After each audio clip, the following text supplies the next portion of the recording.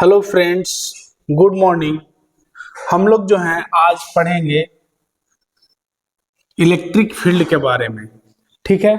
My name is Manish Kumar. I am a physics teacher. I am going to teach you electric field and electric field intensity. ठीक है, तो सबसे पहले electric field से शुरू करते हैं। इलेक्ट्रिक फील्ड क्या है? तो जैसे देखिए, इलेक्ट्रिक फील्ड का मतलब क्या हुआ कि जहां तक इलेक्ट्रिक फोर्स एक्सपीरियंस हो किसी पॉइंट चार्ज के कारण या चार्ज्ड बॉडी के कारण। तो ठीक है, उसको डिफिनेशन कैसे लिखेंगे? बोलेंगे द स्पेस और region up to which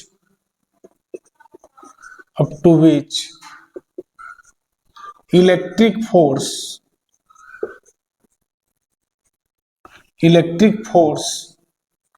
due to a point charge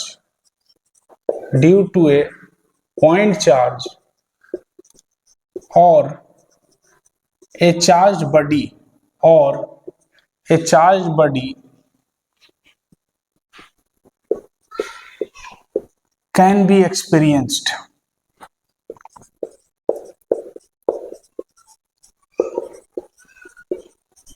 मतलब कि द स्पेस और region up to which electric force due to a point charge और a charge body can be experience is called electric field of that charge body is called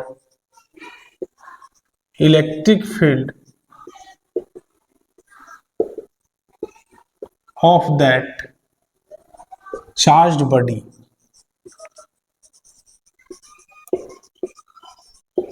बोलेंगे क्या कि theoretically, अगर theoretically देखा जाए तो जाहिर है थ्योरेटिकली इट एक्सपीरियंस्ड, मतलब theoretically it starts from zero and goes to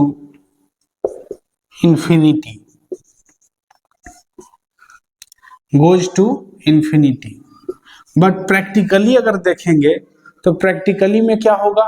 तो it starts from outside the nucleus and goes to some metre और किलोमीटर। तो बोलेंगे क्या कि but practically it starts from outside the nucleus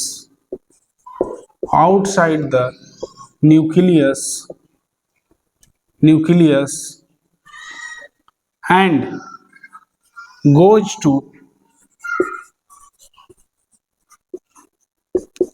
some meter और kilometre. तो ठीक है, यहां तक आप लिखिए। जैसे समझिए, जैसे कोई पॉइंट चार्ज है तो इसके कारण जहां तक फोर्स लगेगा यही इसका फील्ड हो गया, इलेक्ट्रिक फील्ड हो गया।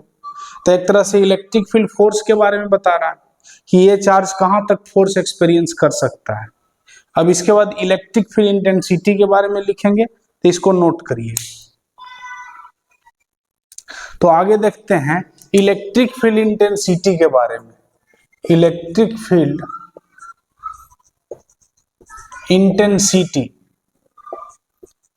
या इसी को इलेक्ट्रिक फील्ड स्ट्रेंथ भी बोलते हैं। इलेक्ट्रिक फील्ड इंटेंसिटी क्या है? इसको ई वेक्टर से डिनोट करेंगे और इसको डिफाइन कैसे करेंगे? तो बोलेंगे it is defined as the electric force per unit charge. बोलेंगे क्या कि electric force per unit charge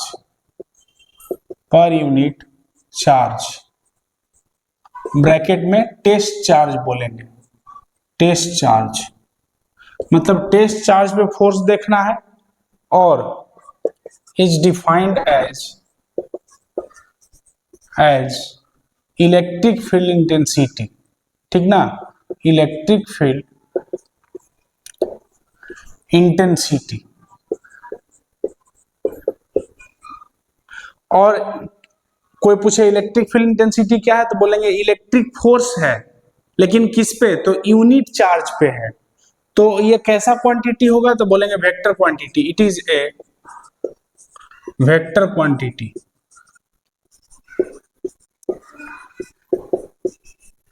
It is directed along the direction of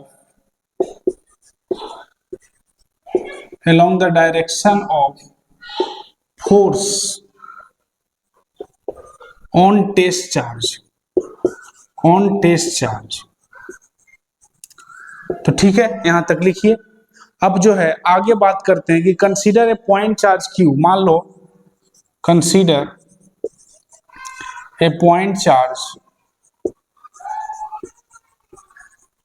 Q, we have to find electric field intensity at a distance r. We have to find electric field intensity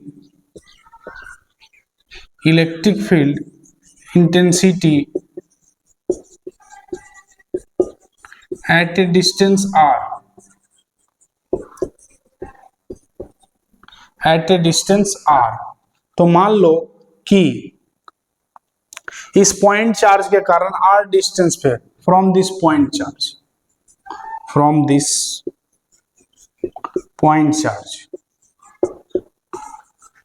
तो मान लेते हैं कि कोई point charge q है और इससे r distance पे हमको यहां पे इलेक्ट्रिक फील्ड इंटेंसिटी देखना है। तो ये जो q है इसको बोलेंगे सोर्स चार्ज, यही सोर्स चार्ज है, इसी के कारण यहाँ पे इलेक्ट्रिक फील्ड इंटेंसिटी निकालना है। तो क्या करें, तो बोलेंगे यहाँ पे एक टेस्ट चार्ज रखो, क्यू डैश चार्ज को रखो जो कि टेस्ट चार्ज है। इस पर देखो फोर्स किधर लग रहा है, तो इस पर फोर्स अगर देखेंगे तो इधर लगेगा और ये फोर्स F है। और electric force per unit charge, Q dash charge पे फोर्स, ऐसे बोलेंगे क्यू डैश चार्ज पे फोर्स F लग रहा है, तो यूनिट कूलम पे फोर्स कितना लगेगा, तो F बाई क्यू डैश। तो यही हो गया इलेक्ट्रिक फील्ड इंटेंसिटी। तो बोलेंगे कि फोर्स ऑन, पहले देखो फोर्स ऑन टेस्ट चार्ज क्या होगा, तो 1/4πε0, उसी को K बोलते हैं, Q into Q dash by R square. ये हुआ फोर्स ऑन टेस्ट चार्ज। अब हमको निकालना electric field intensity eight point P, इसको अगर P बोले तो बोलेंगे क्या कि electric field intensity eight point P क्या होगा, तो बोलेंगे electric force per unit charge. तो देखो वैसे तो यहाँ जगह नहीं है लेकिन फिर भी बगल में हम लिख रहे हैं E is equal to electric force per unit charge यानी क्यू डैश, F में क्यू डैश से डिवाइड कर देंगे, क्योंकि तो यूनिट कूलम पे जो चार्ज, यूनिट कूलम पे जो फोर्स लगता है उसी को इलेक्ट्रिक फील्ड इंटेंसिटी बोलते हैं, याद रखना है। तो कोई पूछे इलेक्ट्रिक फील्ड इंटेंसिटी क्या है, तो बोलेंगे इलेक्ट्रिक फील्ड इंटेंसिटी एक फोर्स है, लेकिन किस पे, तो यूनिट कूलम पे। तो ठीक है, फोर्स कितना आया है, तो के Q into Q dash divided by R square, और डिवाइडेड बाई क्यू डैश करेंगे तो क्यू डैश से क्यू डैश कट जाएगा और इलेक्ट्रिक फील्ड का जो वैल्यू है वो कितना आ जाएगा, तो के क्यू बाई R स्क्वायर, यही आ जाएगा इलेक्ट्रिक फील्ड इंटेंसिटी का वैल्यू। तो इसको नोट करिए। हम लोग क्या सीखे, फिर से एक बार बता दे रहे हैं कि इलेक्ट्रिक फील्ड इंटेंसिटी क्या है, तो electric force per unit charge, unit coulomb पे जो फोर्स लगता है उसी को इलेक्ट्रिक फील्ड इंटेंसिटी बोलते हैं। ये एक वेक्टर क्वांटिटी है और ये ऑलवेज डायरेक्टेड होता है along the direction of force on test charge. तो टेस्ट चार्ज एक यहाँ पे ले लिए क्यू डैश पे फोर्स देखे तो के Q into Q dash by R square, ये फोर्स आया क्यू डैश चार्ज पे, तो हम लोग बोले क्यू डैश चार्ज पे फोर्स अगर F लग रहा है तो 1 कूलम पे कितना लगेगा, F बाई क्यू डैश। तो इलेक्ट्रिक फील्ड इंटेंसिटी हो गया F बाई क्यू डैश, तो के Q into Q dash by R square divided by Q dash से क्यू डैश कट गया तो के क्यू बाई R स्क्वायर। तो यही हमारा रिजल्ट आया, E is equal to K Q by R square. तो इसको आप लिखिए, आगे हम लोग बताते हैं। तो चलिए देखिए, अब हम लोग अगर unit of electric field intensity देखें, unit of electric field intensity, short में ई फील्ड इंटेंसिटी लिख रहे हैं, इंटेंसिटी, इलेक्ट्रिक फील्ड इंटेंसिटी। तो इलेक्ट्रिक फील्ड इंटेंसिटी होता क्या है, तो force per unit charge Q dash, तो यूनिट क्या हो जाएगा, तो न्यूटन पर कूलम, यही हो जाएगा इलेक्ट्रिक फील्ड इंटेंसिटी का यूनिट। अब अगर डायमेंशनल इक्वेशन की बात करें, डायमेंशनल इक्वेशन, तो न्यूटन का हो गया M L T minus two, और कूलम का हो गया आई इंटू टी। इसको सॉल्व करेंगे तो एम एल टी पर पावर माइनस थ्री, आई पर पावर माइनस वन, यही हो गया इलेक्ट्रिक फील्ड इंटेंसिटी का डायमेंशनल इक्वेशन। अब अगर बात करें कि electric field intensity in vector form कैसे लिखेंगे, तो electric field intensity in vector form, in vector form, तो देखिए मान लेते हैं यहाँ पे Q चार्ज है, और Q चार्ज के कारण R डिस्टेंस पे इलेक्ट्रिक फील्ड, इस P पॉइंट पे इलेक्ट्रिक फील्ड पूछा गया है, तो यहाँ पे जाहिर है एक टेस्ट चार्ज रखेंगे। टेस्ट चार्ज कैसा होना चाहिए, पॉजिटिव, ये कन्वेंशन है कि टेस्ट चार्ज हमेशा पॉजिटिव होना चाहिए। अब टेस्ट चार्ज पे अगर फोर्स देखेंगे तो R का डायरेक्शन जो है वो तो इधर है, और इस पर फोर्स जो लगेगा वो भी इधर ही लगेगा। तो अब अगर बात करें कि R क्या है, तो R अगर कोई पूछे तो R है position vector, position vector of P with respect to charge Q, ठीक ना, with respect to charge Q, charge Q, R हो गया। अब electric field intensity at P लिखा जाए, तो इलेक्ट्रिक फील्ड इंटेंसिटी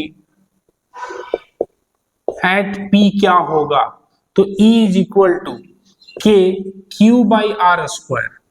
तो ये तो हो गया स्केलर फॉर्म में, हमको तो वेक्टर फॉर्म में लिखना है, तो वेक्टर फॉर्म में लिखना तो यहाँ आर कैप लिख दीजिए। आर कैप क्या है, R cap is a unit vector which indicates the direction of electric field intensity.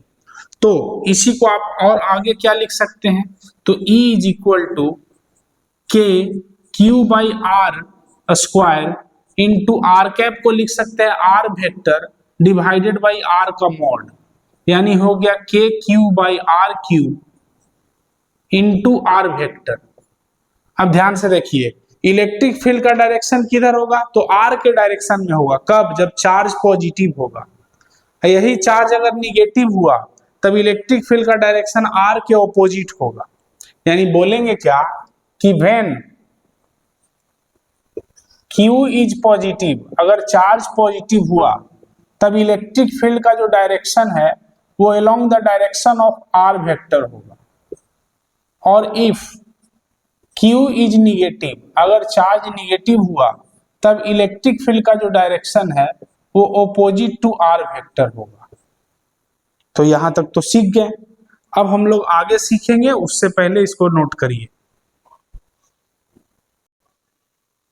अब देखते हैं force acting on a point charge. देखो, force acting on a point charge when it is placed in uniform electric field, uniform electric field. अगर किसी point charge को uniform electric field में रखें तब उस पर फोर्स कितना लगेगा, तो मान लेते हैं consider a point charge, consider a point charge Q, it is placed in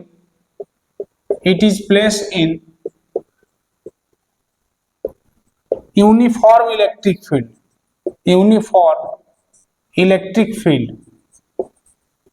E। मान लो कि इलेक्ट्रिक फील्ड जो है वो इधर है और ये इलेक्ट्रिक फील्ड यूनिफॉर्म है, और आपको पता है कि इलेक्ट्रिक फील्ड का मतलब क्या होता है, तो इलेक्ट्रिक फील्ड इंटेंसिटी का मतलब होता है कि यूनिट कूलम पे फोर्स कितना लग रहा है। तो यूनिट कूलम पे फोर्स अगर E लग रहा है तो इसमें अगर प्लस क्यू चार्ज को रखेंगे तो इस पर फोर्स कितना लगेगा, तो क्यू इंटू ई। अगर माइनस क्यू चार्ज रखेंगे तब बोलेंगे तब भी क्यू इंटू ई ही लगेगा, लेकिन ऑपोजिट डायरेक्शन में लगेगा, इधर लगेगा क्यू इंटू ई। ठीक है, फिर से समझिए, इलेक्ट्रिक फील्ड इंटेंसिटी का मतलब क्या है, यूनिट कूलम पे फोर्स। तो यूनिट कूलम पे फोर्स अगर ई है तो क्यू कूलम पे कितना, तो क्यू इंटू ई। ठीक है, तो फोर्स जो होगा वो क्यू इंटू ई। अब ध्यान से देखिए, अगर Q पॉजिटिव हुआ, इफ Q इज पॉजिटिव, तब फोर्स का जो डायरेक्शन है वो किधर होगा, तो इलेक्ट्रिक फील्ड के डायरेक्शन में होगा। और इफ Q इज निगेटिव, अगर चार्ज निगेटिव हुआ तब फोर्स का जो डायरेक्शन है वो ऑपोजिट टू इलेक्ट्रिक फील्ड होगा। और वही बात यहाँ किए हैं, चार्ज पॉजिटिव था तो इलेक्ट्रिक फील्ड के डायरेक्शन में फोर्स लगा Q इंटू ई, और चार्ज जब निगेटिव था तो उस पर force opposite to electric field लगा। तो ठीक है, यहां तक आप लिखिए, फिर आगे बात करते हैं। अब नेक्स्ट देखते हैं इलेक्ट्रिक लाइंस ऑफ फोर्स के बारे में। Electric lines of force. देखो इसको पहले समझ लीजिए, जैसे मान लीजिए यहाँ पे प्लस क्यू चार्ज है, तो इसके नजदीक में किसी भी टेस्ट चार्ज को रखेंगे तो ये क्या करेगा, उसको रिपेल करेगा, उसको रिपेल करेगा, उसको रिपेल करेगा। तो समझो कि ये एक तरह से लाइंस ऑफ फोर्स ओरिजिनेट कर रहा है, लाइंस ऑफ फोर्स ओरिजिनेट कर रहा है। वही अगर निगेटिव चार्ज रखेंगे, कहीं यहाँ पे निगेटिव चार्ज रखेंगे, तो निगेटिव चार्ज के आसपास अगर कोई भी चार्ज, टेस्ट चार्ज को रखो, पॉजिटिव चार्ज को रखो, तो वो अपनी ओर अट्रैक्ट करेगा, वो अपनी ओर अट्रैक्ट करेगा। देखो अपनी ओर अट्रैक्ट करेगा। तो आप कह सकते हैं कि निगेटिव चार्ज पे लाइंस ऑफ फोर्स जो है वो टर्मिनेट हो रहा है, पॉजिटिव चार्ज से ओरिजिनेट हो रहा है और निगेटिव चार्ज पे टर्मिनेट हो रहा है। तो इलेक्ट्रिक लाइंस ऑफ फोर्स है क्या, तो बोलेंगे it is a hypothetical concept. मतलब ऐसा नहीं है, मतलब ये सोचा समझा कंसेप्ट है। It is a hypothetical concept. बोलेंगे क्या, it is a hypothetical concept given by Michael Faraday.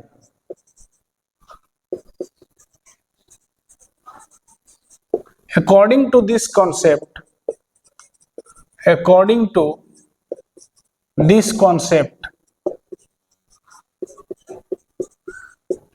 electric lines of force originate from, ठीक ना, according to this concept, electric lines of force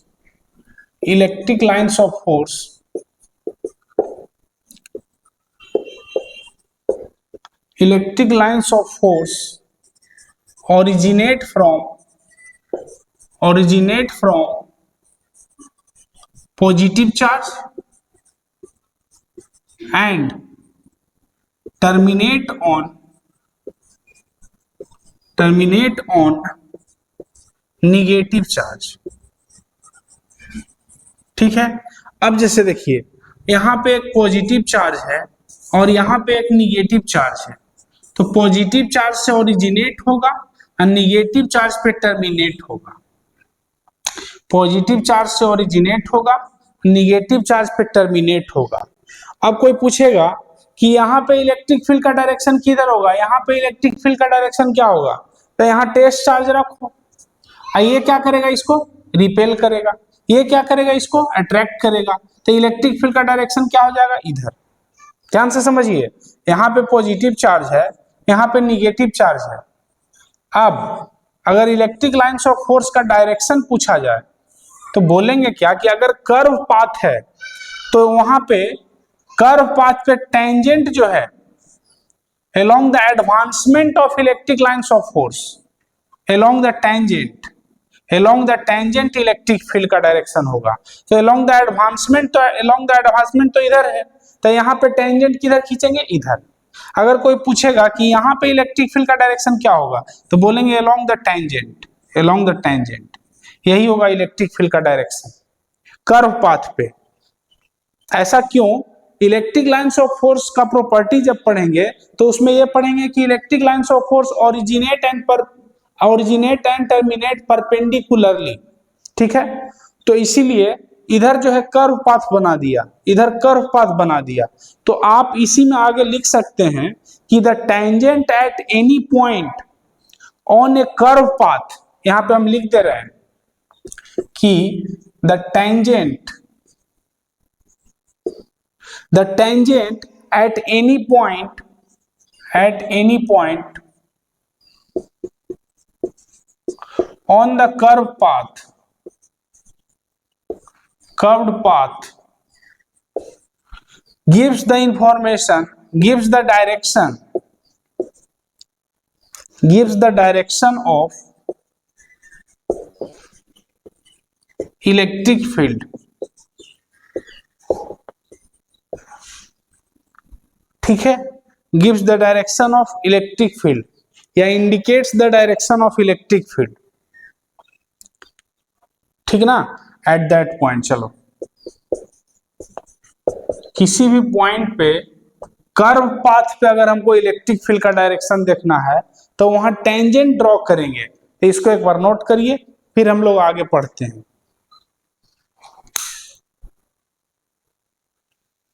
तो देखिए इसमें जो है हम लोग कुछ फिगर बनाए हैं, इसमें पॉजिटिव चार्ज है तो इससे लाइंस ऑफ फोर्स ओरिजिनेट हो रहा है, निगेटिव चार्ज है इस पे लाइंस ऑफ फोर्स टर्मिनेट हो रहा है, मतलब आ रहा है।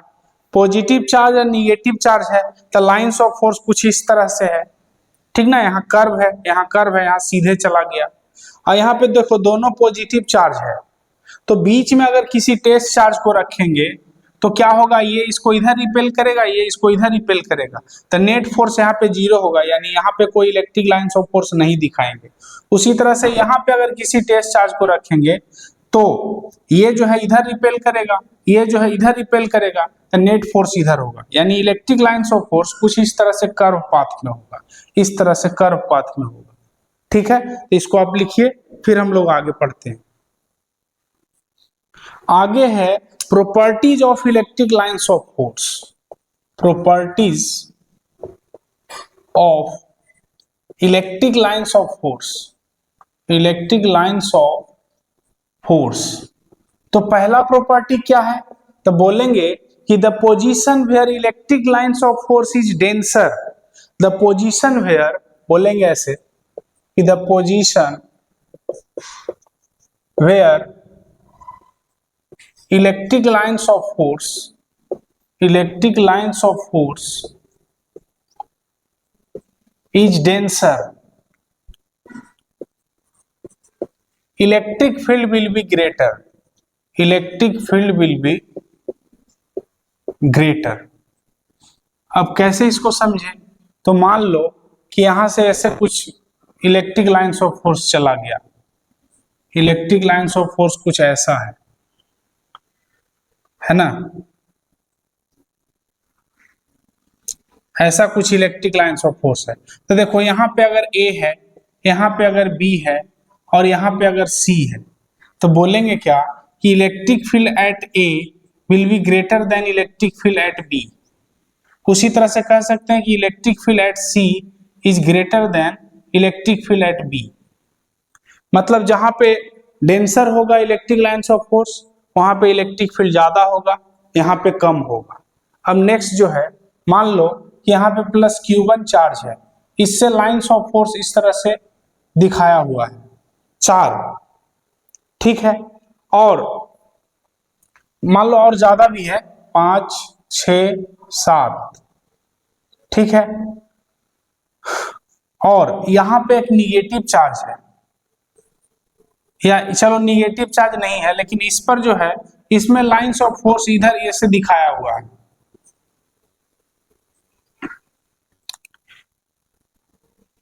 इसमें जो है लाइंस ऑफ फोर्स इस तरह से दिखाया हुआ है। कितना हो गया, 1 2 3 4 5 6 7 8, और इस पर जो लाइंस ऑफ फोर्स है वो कुछ इस तरह से है।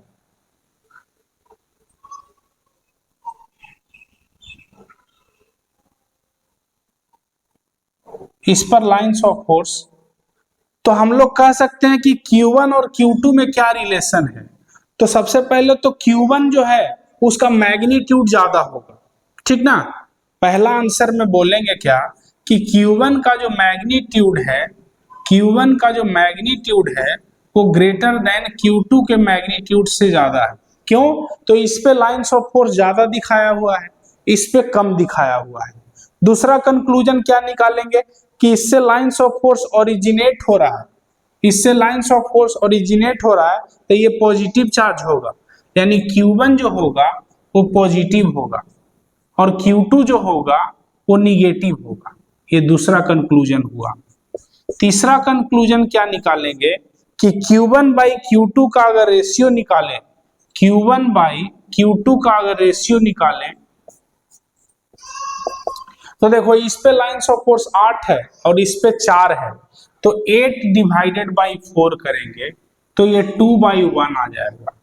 उसी तरह से फोर्थ नंबर कंक्लूजन अगर निकालें तो अगर सिर्फ Q1 बाई Q2 लिखा जाए, ठीक ना, यहाँ पे मैग्नीट्यूड है, और अगर सिर्फ Q1 बाई Q2 लिखा जाए तो हम लोग बोल सकते हैं -2/1, ठीक ना। एक पॉजिटिव है और एक निगेटिव है। तो चलिए यहां तक नोट करिए, फिर हम लोग आगे बात करेंगे। सेकंड नंबर प्रॉपर्टी है कि electric lines of force is always continuous. Electric lines of force is always continuous. तो ये हो गया दूसरा। ऐसा क्यों? तो बोलेंगे इलेक्ट्रिक फोर्स कंटिन्यूअस होता है। ऐसा तो नहीं है कि यहां से चार्ज अगर रखा हुआ है तो यहां से यहां फोर्स लगेगा, फिर यहां नहीं लगेगा, फिर यहां लगेगा, फिर यहां नहीं लगेगा। तो बोलेंगे because electric force is continuous, because electric force is continuous. अब देखो किसी कंडक्टर को अगर इलेक्ट्रिक फील्ड में रखा जाए, किसी कंडक्टर को अगर इलेक्ट्रिक फील्ड में रखा जाए, इलेक्ट्रिक फील्ड इधर है, इलेक्ट्रिक फील्ड इधर है, तो क्या होगा कि इलेक्ट्रिक फील्ड का मतलब क्या होता है? यूनिट कूलम पे फोर्स। तो ध्यान से देखना, जैसे इलेक्ट्रिक फील्ड जो है वो इधर है, इलेक्ट्रिक फील्ड इधर है, इलेक्ट्रिक फील्ड का जो डायरेक्शन है वो इधर है, इलेक्ट्रिक फील्ड इधर है। तो आप तो जानते हैं कि इलेक्ट्रिक लाइंस ऑफ फोर्स जो होता है वो ऑलवेज कंटिन्यूअस होता है। लेकिन जब हम किसी कंडक्टर को रख देते हैं तो होता क्या है कि इस पर जैसे पॉजिटिव चार्ज पे फोर्स इधर लगेगा, निगेटिव चार्ज पे फोर्स इधर लगेगा, तो पॉजिटिव चार्ज का क्लाउड इधर बन जाएगा कंडक्टर में, पॉजिटिव चार्ज का क्लाउड इधर बन जाएगा और निगेटिव चार्ज का क्लाउड इधर बन जाएगा। और कंडक्टर जो है, कंडक्टर के इन साइड में इलेक्ट्रिक फील्ड इधर प्रोड्यूस हो जाएगा, कंडक्टर के इन साइड में इलेक्ट्रिक फील्ड इधर प्रोड्यूस हो जाएगा। और ये इलेक्ट्रिक फील्ड उतना ही स्ट्रेंथ का होगा जितना एक्सटर्नल इलेक्ट्रिक फील्ड है। तो हम लोग बोलेंगे क्या कि net electric field in side the conductor वो जीरो हो जाता है, net electric field in side the conductor वो जीरो हो जाता है। यानी सेकंड में बोलेंगे कि व्हेन, थर्ड में when a conductor is, when a conductor is placed in uniform electric field, uniform electric field, जब हम लोग किसी कंडक्टर को इलेक्ट्रिक फील्ड में रखते हैं तो then due to induction effect, then due to induction effect, induction effect net electric field, the net electric field inside the conductor, inside the conductor becomes zero, becomes zero। ठीक है, तो हम लोग बोल सकते हैं कि in this case, in this case electric lines of force, electric lines of force, electric lines of force वो हम लोग डिसकंटिन्यूअस लाइन से मतलब दिखाएंगे। Electric lines of force is represented by discontinuous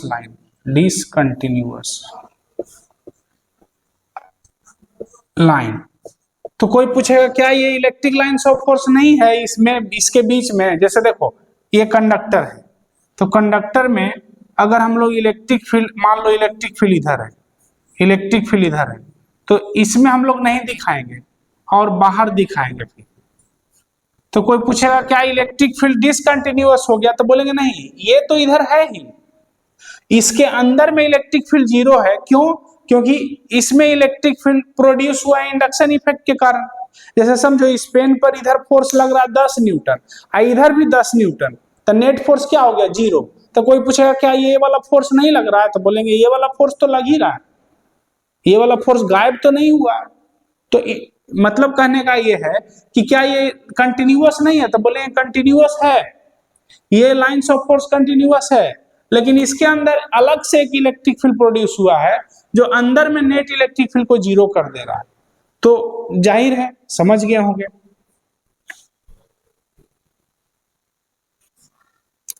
यानी कि हम लोग फिर से एक फिगर बना दे रहे हैं कि अगर कोई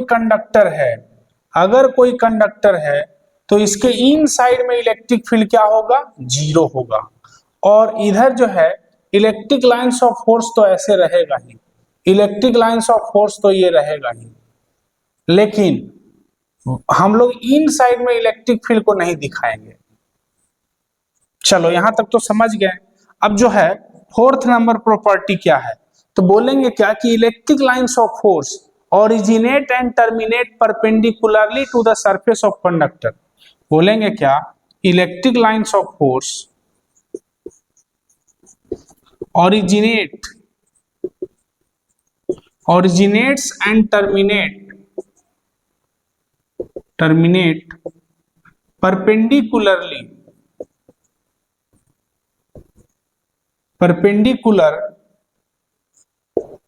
to the surface of conductor,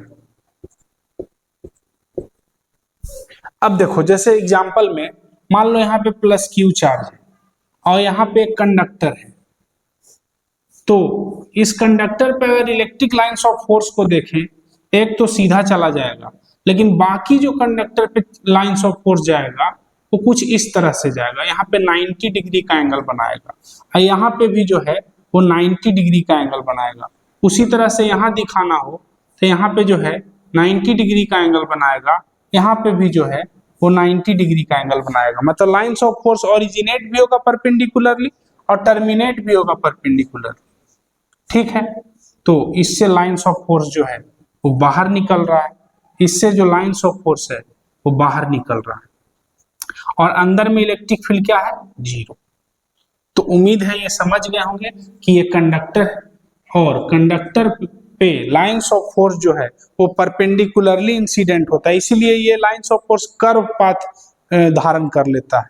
अब जैसे देखो मान लो एक कंडक्टर है इस तरह से, हॉलो कंडक्टर है और कुछ इस तरह का शेप है, ये वाला पार्ट जो है वो मेटेलिक पार्ट है, ठीक है, और यहाँ के सेंटर पे प्लस क्यू चार्ज रखा हुआ है, तो इससे लाइंस ऑफ फोर्स जो है वो बाहर निकलेगा, लाइंस ऑफ फोर्स जो है वो बाहर निकलेगा, लेकिन कंडक्टर पे तो लाइंस ऑफ फोर्स को दिखाएंगे नहीं, तो कंडक्टर के इन साइड में तो इलेक्ट्रिक फील्ड जीरो होता है, तो इसीलिए कंडक्टर के इन साइड में इलेक्ट्रिक फील्ड को नहीं दिखाएंगे, बाहर निकलते हुए दिखाएंगे इस तरह से। उम्मीद है समझ गए होंगे। यहाँ पे सेंटर पे रखा हुआ है तो सब जो है एक तरह से रेडियस का काम कर रहा है। नेक्स्ट एग्जांपल लेते हैं, ये फिगर समझ में आया ना, लाइंस ऑफ फोर्स ओरिजिनेट हो रहा है। अब जैसे देखो मान लो नेक्स्ट फिगर हम बना रहे हैं और उसमें कंडक्टर जो है वो कुछ इस तरह का है, कंडक्टर कुछ इस तरह का है, ये मेटेलिक पार्ट है और चार्ज जो रखा हुआ है वो सेंटर पे ना रख के कहीं इधर रखा हुआ है। तो देखो जो सेंटर से लाइंस ऑफ फोर्स पास होगा वो तो सीधा जाएगा, लेकिन बाकी जो लाइंस ऑफ फोर्स है वो बेंड कर जाएगा इस तरह से, इस तरह से, इस तरह से, इस तरह से। ऐसा क्यों हुआ? तो जाहिर है लाइंस ऑफ फोर्स परपेंडिकुलरली आना है, तो जब तक कि ये बेंड नहीं करेगा, जब तक परपेंडिकुलरली इस पे इंसिडेंट नहीं करेगा, और ये बाहर निकलेगा, ये इस तरह से बाहर निकलेगा, ठीक ना। ये जो है बाहर निकलेगा, ये जो है बाहर निकलेगा, लाइंस ऑफ फोर्स यहां से बाहर निकलेगा। लाइंस ऑफ फोर्स अगर इधर दिखाना हो तो परपेंडिकुलरली इंसिडेंट करवाना है, तो इसीलिए ये बेंड कर जाएगा, बेंड कर जाएगा कुछ इस तरह से। इधर अगर दिखाना हो तो बेंड कर जाएगा इस तरह से। यही देखिए इस फिगर में क्या था कि सेंटर पे था, तो सेंटर से ये रेडियस का काम कर रहा था, और रेडियस सरकमफ्रेंस पे परपेंडिकुलर ही होता है, तो इसीलिए सीधा लाइन दिखाए थे, लेकिन इसमें लाइंस ऑफ फोर्स बेंड कर जाएगा। तो चलो इस तरह से लाइंस ऑफ फोर्स को दिखाएंगे बाहर निकलते हुए। उम्मीद है समझ गए होंगे इस क्वेश्चन को भी। अब जो नेक्स्ट क्वेश्चन है उसमें हम लोग आगे बढ़ते हैं, उससे पहले इसको नोट करिए, हम लोग आगे पढ़ेंगे। ये कंडक्टर है, कंडक्टर के इन साइड में इलेक्ट्रिक फील्ड क्या होता है? 0 होता है। देखो नेक्स्ट जो है कुछ इस तरह का फिगर बनाया हुआ है, हाफ साइड को पॉजिटिव चार्ज दे दिया है और नीचे वाले साइड को निगेटिव चार्ज दे दिया है।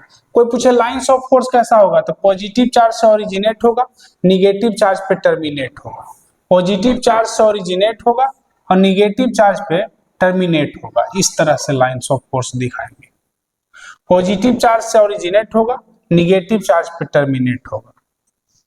उसी तरह से पॉजिटिव चार्ज से ओरिजिनेट होगा, निगेटिव चार्ज पे टर्मिनेट होगा, पॉजिटिव चार्ज से ओरिजिनेट होगा, निगेटिव चार्ज पे टर्मिनेट होगा। कुछ इस तरह का फिगर बनेगा, ठीक है। अब जो है नेक्स्ट प्रॉपर्टी है कि two lines of force can not intersect each other. Next property जो है वो कहता है कि two lines of force can not intersect each other, intersect each other. अब देखो अगर दो लाइंस ऑफ फोर्स इस तरह से इंटरसेक्ट कर देगा, तो आप जानते हैं कि इस पॉइंट पे अगर टेंजेंट खींचेंगे तो इसके लिए टेंजेंट का डायरेक्शन इधर होगा, और इस लाइंस ऑफ फोर्स के लिए टेंजेंट का डायरेक्शन इधर होगा। तो एक ही पॉइंट पे इलेक्ट्रिक फील्ड का डायरेक्शन दो दो हो गया, जो कि पॉसिबल नहीं है। तो इसीलिए टू लाइंस ऑफ फोर्स कभी एक दूसरे को इंटरसेक्ट नहीं करता है। तो अगर रीजन में हमको लिखना हो कि रीजन क्या है, ठीक ना, अगर हमको रीजन लिखना है कि क्यों नहीं इंटरसेक्ट करेगा, तो बोलेंगे if two lines of force will intersect at A point. बोलेंगे क्या? If two lines of force will intersect at a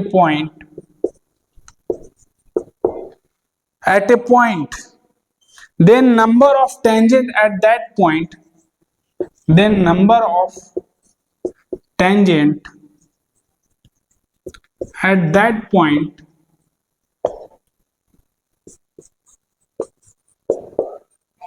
will be more than one, will be more than one। एक से ज्यादा टेंजेंट हो जाएगा, ठीक ना, that is electric field at that point. बोलेंगे क्या कि that is electric field at that point